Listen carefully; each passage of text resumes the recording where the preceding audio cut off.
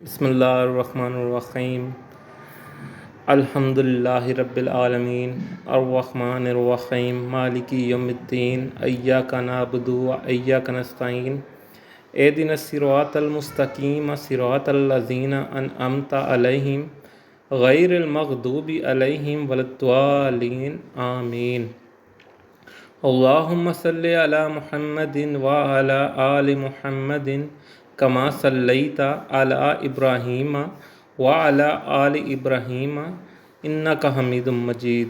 اللہم بارک کما بارکت علی ابراہیم وعلی آل ابراہیم انک حمید مجید۔ دوستو، آج میں آپ کے لیے بہت زبردست وظیفہ لایا ہوں آیت کریمہ کا۔ اس کی فضیلت بہت زیادہ ہے۔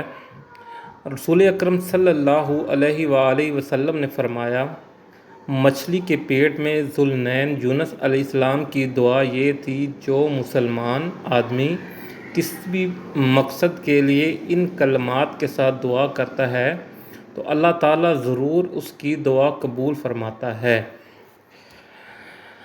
آیت کریمہ کی بہت سی زیادہ فضیلت و برکات ہیں۔ اکثر بزرگان دین اس دعا کو ہر وقت پڑھتے رہتے تھے۔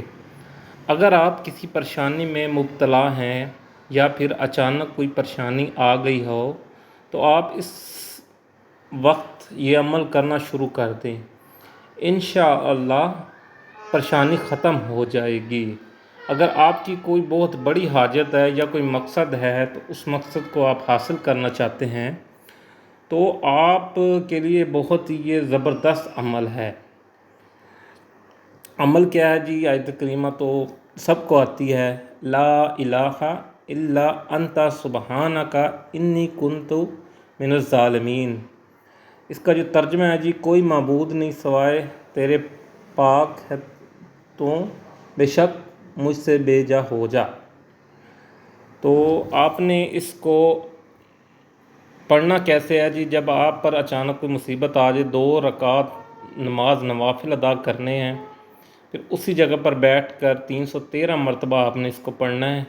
انشاءاللہ آپ کی ہر حاجت پوری ہوگی، لیکن نیک نیتی کے ساتھ انشاءاللہ آپ یہ پڑھیں گے تو آپ کا ہر کام ہو جائے گا۔ کوئی بھی پریشانی ہو، مسئلہ ہو، کوئی بھی بیماری ہو، یعنی کچھ بھی، کوئی بھی ایسا مسئلے مسائل ہوں تو آپ اس وظیفے کو بلا جھجک پڑھ سکتے ہیں۔ اس میں کوئی بھی روک ٹوک نہیں ہے، لیکن پڑھنے سے پہلے آپ نے 11 مرتبہ درود شریف اول اور آخر